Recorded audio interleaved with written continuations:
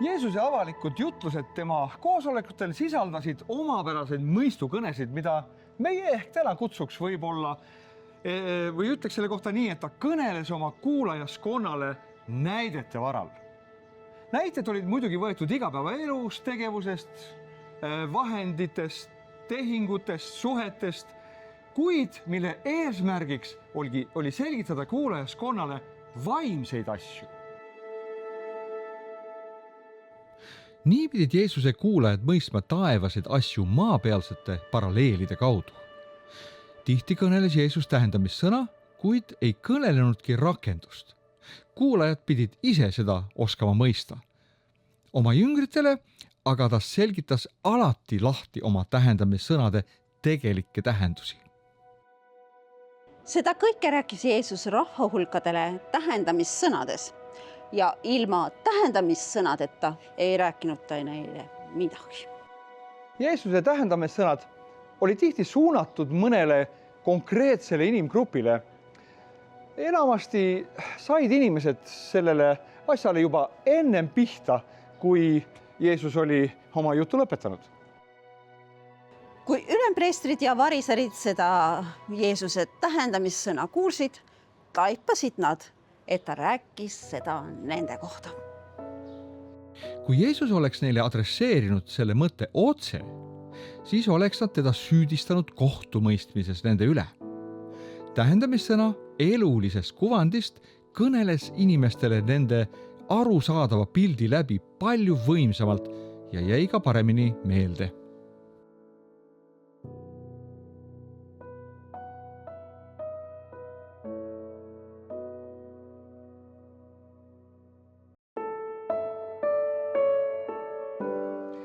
Aga alustame ühe tähendamissõnaga, mille kohta ütles Jeesus, et see on otse kui võti ka muude tähendamissõnade mõistmiseks. Ja Jeesus ütles neile, teie ei tea isegi selle tähendamissõna tähendust. Ja kuidas te siis võiksite mõista mis tahes muud tähendamissõna? Jeesus ütles, et see on tähendamissõnade ema. Seda just sellepärast, et see kõneleb meile inimese kõige olulisemast osakonnast, meie südamest. Õpetussõnades ütles tark Saalomon nii. Hoia oma südant enam kui kõike muud, mida tuleb hoida, sest sellest lähtub elu. Meie süda on lähe. Kõik, mida me mõtleme, räägime, teeme, see saab tegelikult alguse meie südamest, kas otsesel või kaudsel moel. Ja ta hakkas jälle õpetama mere ääres ja üsna palju rahvast kogunes ta juurde. Nõnda, et ta pidi minema paati ja istuma merel ja kõik rahvas oli maal mererannas. Ta õpetas neid palju tähendamissõnadega ja oma õpetuses ta ütles neile. Kuulge, vaata külvaja läks välja külvama ja sündis, kui ta külvas, et muist kukkus tee äärde ja linnud tulid ja sõid selle. Ja muist kukkus kaljusele maale, kus tal ei olnud palju mulda. Ja see tärkas varsti, sest tal ei olnud sügavad maad. Aga kui päike tõusis, kõrbes see ja et tal ei olnud juurt, kuivas ta ära. Ja muist kukkus ohakate sekka ja ohakad tõusid ning lämmatasid selle. Ja ta ei andnud vilja. Ja muist kukkus heale maale ja kui see tärkas ja kasvas, andis see vilja ja mõni kandis 30 seemet ja mõni 60 ja mõni 100. Ja ta ütles, kel kõrvad on kuulda, see kuulab.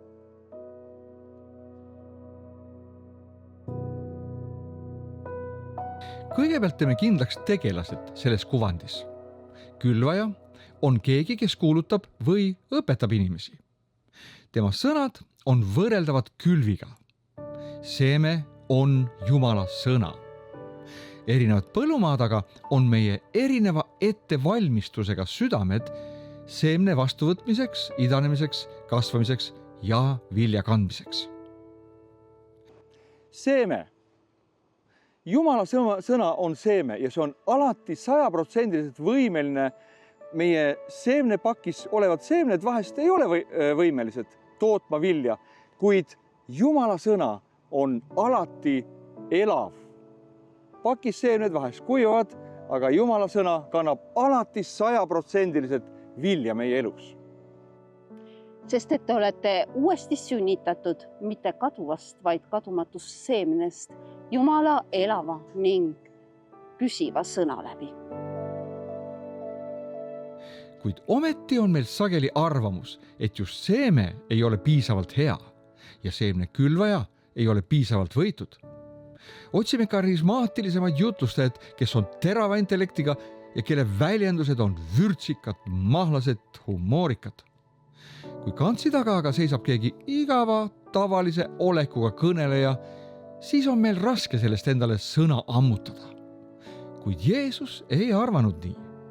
Ta ei rääkinud üldse neist kahest, kes ja kuidas kuulutab, vaid ta keskendus meie südamele, milles on sageli tegelik viljatuse põhjus. Niisiis, esimene põllumaa oli teeäärne, kuhu seeme langes. Aga kuna seal maapind inimeste tallamisest oli kõva, siis see ei olnud seemnel võimalik seal pinnasesse oma juuri ajada ja linnud, kes kehastavad selles loos saatanat, tulevad ja nokivad hea seemne kohe ära. Saatane vaatenurgast on see parim põllumaa. Kõige vähem tööd, et seeme teha viljatumaks. Meie kõva süda ei suuda seemet endasse haarata. Selline inimene istub kirikupingis ja mõtleb, küll on täna igav jutlus, midagi ei saa aru. Kuid samal ajal on tema kõrval inimene, kelle palgelt voolavad alla pisarad. Ta on liigutatud, haarates näljasena sõnaseemned endasse. Kolmas hüüab, halleluuja, amen, sest sõna vajus sügavale tema südame kohevasse pinnasesse. Künna sõna seemne jaoks oma südamepind pehmeks. Palveta ja jänune Jumala järele, siis embab su südamepind kallihinnalise seemne. Järgnevaks on kaljune pind. Sel pinnasel on mullakiht liiga õhuke, kuid kohev. Sellepärast haarab ta kohe rõõmuga endasse Jumala vilja kandva sõna ja peatselt on ka rohelised võrsed nähtaval. Edenemine on lausa fenomenaalne, kuid siis pöördub ilmastik tormile. Pekslevad raevukad vihmahood sööstavad vihaselt vastsete taimekeste peale. Vaesed vast tärganud võrsed üritavad hoida oma juuri maas kinni, kuid ei suuda, sest juurtel ei ole pinnas, kuhu end kinnitada. Allpool on vaid kõva kivine kaljupind. Kui torm on üle käinud, on osad juba suuremad taimed välja rebitud, väiksemad raske tormi poolt surnuks lömastatud. Liiga tihti juhtub see meie südame põllumaaga. Me innustume, tehes oma elus pühenduse, hakata igal hommikul palvetama, sõna lugema ja mõned korrad järgnemegi oma vast avastatud ilmutusele sõnast. Kuid siis tulevad takistused. Meie aeg pudeneb meie käest ja sisse murravad kõiksugused muud olulised asjatoimetused ja enne kui märkame, oleme taas tagasi endises viljatus elurütmis. Lisa oma südame pinnasele sügavust ja ära ole pinna peale kristlane, vaid see, kes elab mitte ainult oma impulsside varal, vaid ilmutuse varal. Sama juhtub ka pinnasega, kus juba enne seeme oli külvatud. Kasvavad ohakad, julmad, armutud, hea seemne tapjad. Kindlasti tuleb ka siin seeme ülesse ja kasvab teatud kasvustaadiumisse, kuid kurjad ohakad ei lase heal seemnel endas üle kasvada. Nad röövivad hea seemne kasvuks pinnasest toitaineid endale ja nii ei suuda hea seeme viljakandmiseni kasvada. Kui me ei puhasta oma pinnast himudest, kurjusest, ebapuhtusest, siis hea seeme ei jõua meie elus viljakusse. Ainus vili, mis sellisel põllul kasvab, on ohaka vili, mis omakorda külvab järgmisele sugupõlvele uusi ohaka kurjuse seemneid. Löö plats puhtaks, ära salli ohakaid, juuri need välja, et su süda saaks puhtaks ja siiraks, mis laseb heal seemnel kasvada ja kanda vilja. viimane põllumaa on hea maa, mis kannab palju vilja, sest see on ennast valmistanud seemne vastuvõtmiseks. Meie põllumaa, meie südame ettevalmistamine on meie ülesanne. Jumal ei tee seda meie eest. See on meie ülesanne. Tema poolt on külvaja, tema poolt on seeme, 30, 60 ja 100-kordne lõikus, sest sõltub meist. 100-kordne lõikus on üleloomulikult suur. Sellist juhtub põllumajanduses harva, kuid vaimses võrdpildis on Jumala seeme selleks alati suuteline. Kas on meie südame põllumaa selleks valmistatud?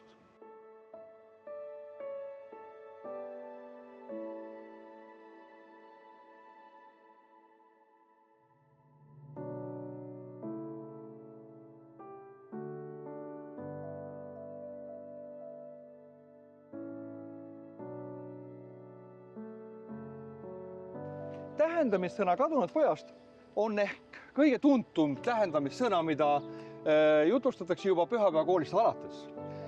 Ei tea, kes see lugu ka päriselt kusagil juhtus, seda me ei tea, aga Jeesus võttis oma tähendamissõnad sageli elust enesest. Jeesus oli väga tähelepanelik sellest, mis tema ümber toimus. Kõik need juhtumised, mis elus toimusid, ta pani neid oma tähendamissõnadesse ja on üsna tõenäoline, et see lugu ka päriselt kusagil Jeesuse tutvusringkonnas juhtus. Veel ütles ta, ühel inimesel oli 2 poega. Noorem neist ütles isale, isa, anna mulle kätte see osa vara, mis saab minule. Ja isa jagas varanduse nende vahel. Ja ei möödunud palju päevi, kui noorem poeg kogus kõik kokku ja siirdus kaugele maale ja seal ta pillas ära oma vara, elades kõlvatut elu. Aga kui ta kõik oli ära raisanud, tuli sinna maale kange nälg ja puudus hakkas talle kätte tulema ja ta läks ja poetas enese ühe kodaniku juurde seal maal ja see saatis ta oma väljadele sigu hoidma ja ta püüdis oma kõhtu täita kaunadega, mida sead sõid ja ükski ei andnud temale. Aga kui ta keskenes endasse, ütles ta, kui palju palgalisi on mu isal ja neil on leiba küllalt, mina aga suren siia nälga. Ma asun teele ning lähen oma isa juurde ja ütlen temale, isa, ma olen pattu teinud taeva vastu ja sinu ees, ega ole enam väärt, et mind su pojaks hüütakse. Pea mind kui üht oma palgalist. Ja ta läks teele ja tuli oma isa juurde, aga kui ta alles kaugel oli, nägi teda tema isa ja tal hakkas hale meel ja ta jooksis ja hakkas temale ümber kaela ja andis temale suud. Aga poeg ütles talle, isa, ma olen pattu teinud taeva vastu ja sinu ees, ega ole enam väärt, et mind su pojaks hüütaks. Ent isa ütles oma sulastele, tooge kõige kallim rüü ja pange temale selga ja andke temale sõrmust sõrme ja kingad jalga ja tooge, veristage nuumvasikas ja sööge ning olgem rõõmsad, sest see mu poeg oli surnud ja on ellu virgunud. Ta oli kadunud ja on leitud ja nemad hakkasid rõõmutsema. Mis on kadunud poja tähendamissõna rakendus meile täna? Ma usun, et selles on mitmeid olulisi aspekte, mida Jeesus soovis meile selle loo kaudu edastada. Vaatame, mida see kõneleb meile täna meie eludesse.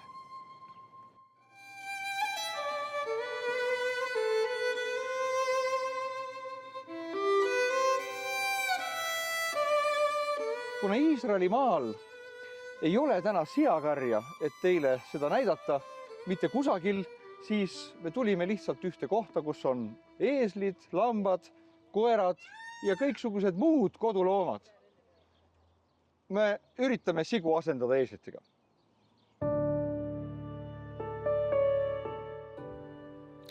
Kõigepealt on selles loos üks ülimalt ebatavaline nüanss. Noorem poeg küsib oma isalt oma pärandit kätte juba isa elus olles. Pärandit ei jagatud kunagi enne, kui isa oli surnud. See on väga arrogantne palve isale noorema poja poolt.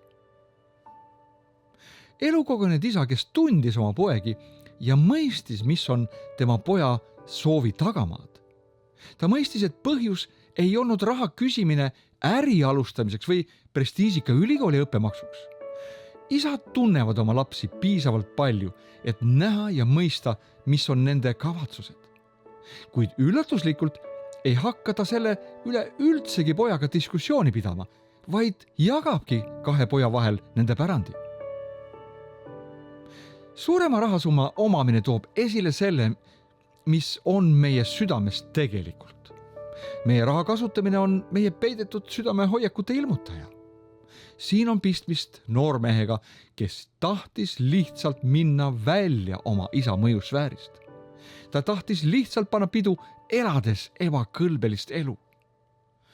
Pole just parim viis oma pärandi kasutamiseks. See on paljude tänapäeva noorte juures väga tüüpiline soovunelv. Saada sõltumatuks, mitte rügada tööd, vaid nautida elu. Ma pean tunnistama, et ka mina olen ise täpselt sama teekonna oma elus läbi käinud. Minu vanemad olid usklikud ja meie pere käis igal pühapäeval kohalikus palvemajas. Kõik meie peretuttavad olid kristlased ja nii möödus minu lapsepõlv. Kuid kooli minnes hakkasin kuulma sellest, kuidas kaaslased rääkisid ägedatest nädalõppude pidudest. Seda kuuldes tärkas minus selline uudishimu ja minu usk Jumalasse lõi kõikuma. Üha rohkem hakkasin uskuma, et päris elu on tegelikult kusagil seal, kus on alkohol ja peod. Mina aga raiskan oma noore elu kirikupinki nühkides ja samal ajal läheb päris elu minust mööda. Ühel nädala lõpul otsustasingi, et lähen sõpradega kaasa ja proovin korraks selle uue elu maitset. Siit algas minu kadunud poja teekond eemale minu vanemate usust ja perekonnast. Läksid kuud, läksid aastaid, milles olid domineerijaks alkohol ja palju erinevaid suhteid ja väga palju valu, mida kõike see kaasa tõi minu enda elus.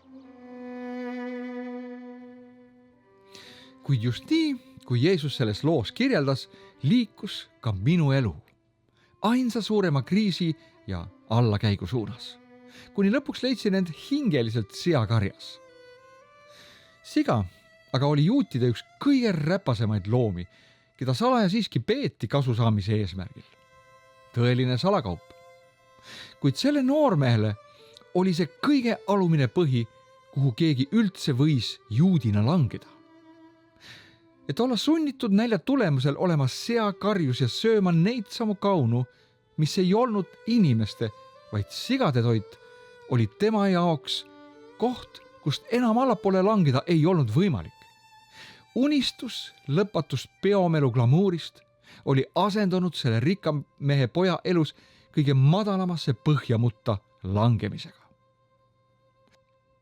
Kuid kui raha otsas, sõbrad läinud ja peo tümps vaikinud, olid ainsad alles jäänud helid selle noormehe kõrvus, sigade ruiged ja väljad tuulte kohin.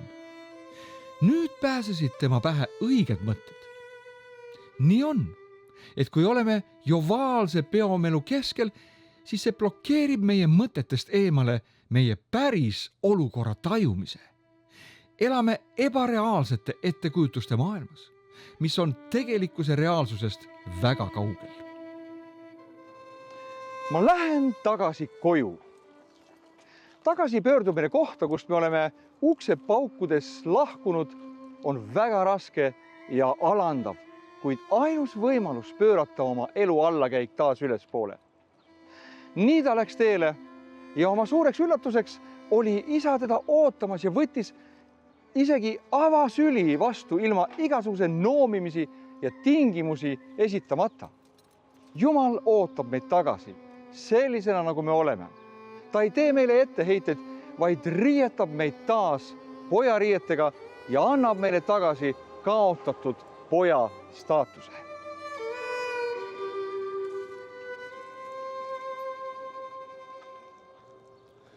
Küll aga on tõsiasi, et vahel kohtame oma vendade poolt hukkamõistu ja etteheiteid. Kuid mis siis? Tule ikka koju, kuhu sa kuulud, sest neid, kes sinu üle on rõõmsad ja peavad koos sinuga rõõmupidu, on kindlasti palju enam kui neid, kes kondist näppu vibutavad.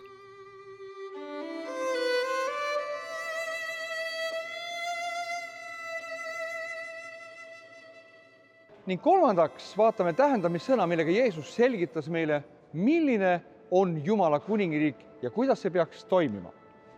Jeesus ütles, millega võiksime võrrelda Jumala riiki või millise tähendamissõnaga teda kujutatakse. Kõige enam tähendamissõnu kõneles Jeesus Jumala riigist või meie keeles peaks lisama täpsustuse Jumala kuningriigist. Sellepärast, et kui me räägime tänases ajastus riigist, siis meie meeles on demokraatliku ühiskonnakorralduse kuvand, kuid Jumalal on kuningriik, mitte demokraatia. Tähendamissõnadega kuningriigi olemusest ja selle toimimisest soovis Jeesus meie meeli uuendada tema kuningriigi mõtteviisi tasemele.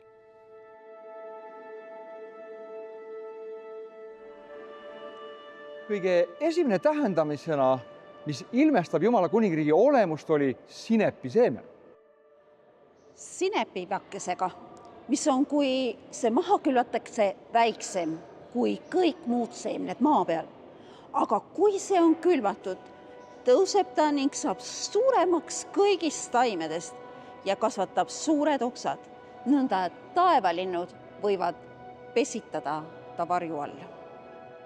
See imetilluke algus, mis on sama väike kui sinepiseemne, mis võib-olla on ka siin hunnikus sellel vanaaegsel turul, see ei paista just eriti palju tõotav, aga selles on potentsiaal kasvada suureks ja õnnistada paljusid. See on nagu kuningriik, mis algas peale ühe mehe surmast ristil. Tema hirmunud õpilaste põgenemine, teenistuse laekuri ülespoomine ja rahast tühjaks varastatud kassa. Sellega algas see kõik peale. Pole just palju lubav algus, kuid tänaseks on sellest seemnest saanud puu, mille okstel on mitu miljardit Jeesusesse uskujad. Tõesti erakordne paljunemine niivõrd tillukesest sinepiseemnest.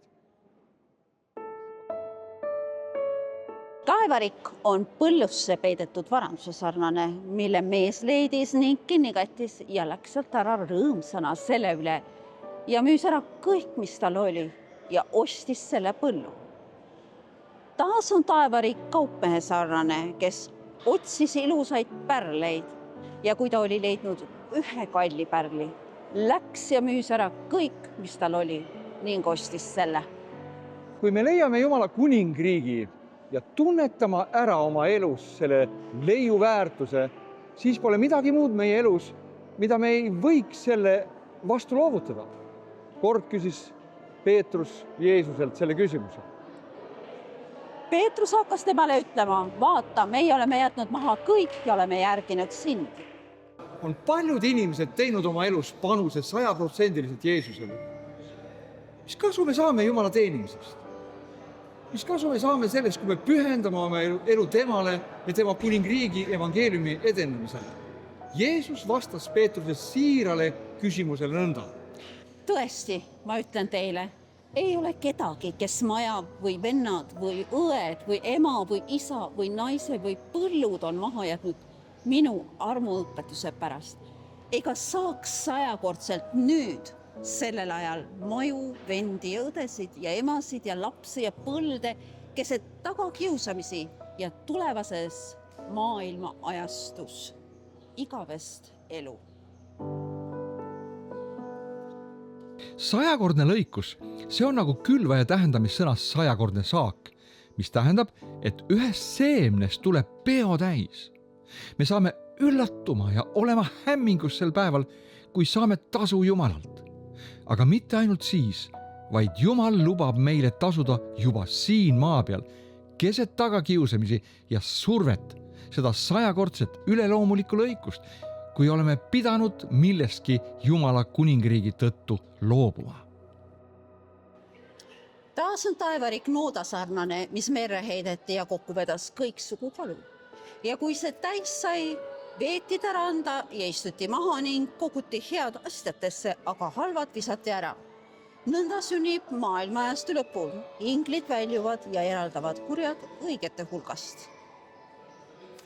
Kord, kui me olime Galilea järvel vaatamas, kuidas NGV kibutsi kala traaler tõmbas merest üles võrgud nägime, kuidas võrk oli täidetud erinevate kaladega. Seal oli palju plastikust taldrekuid ja kõiksugust muud träni. Ja kui kalamehed hakkasid kalu sorteerides suuri vurrudega lutsukalu merre tagasi loopima, me olime hämmingus. Miks te seda teete? Suitsulutsud on ju väga maitsvad. Aga juhtide jaoks ei olnud need košer kalad, sest neil pole soomuseid. Just siis meenus mulle see Jeesuse tähendamissõna. Just samal kombel heidab Jumal kord osad kalad kõlbmatuna kõrvale ja jätab endale sobivad kalad. Aegade lõpus toimub Jumala kuningriigile košerkalade selekteerimine. Nagu ütles Jeesus oma mäejutluses, mitte igaüks, kes ütleb minule issand, issand, ei saa taevariiki, vaid see, kes minu isa tahtmist teeb. Veel paljude muude tähendamissõnadega selgitas Jeesus, milline on tema kuningriik ja kuidas see toimib, milline on selle eripära ja kes selle lõpuks pärivad. Ta rääkis 2 koja ehitajast, 10 neitsist, lammastest, sikkudest, rahast, tehingutest, maaviljelusest ja erinevatest kuvandpiltidest, milles olid mõistatused kui ka selle seletus ühes loos. Ta rääkis nii, et need, kelledel on kõrvad, need kuuleks ja mõistaks ja saaks aru.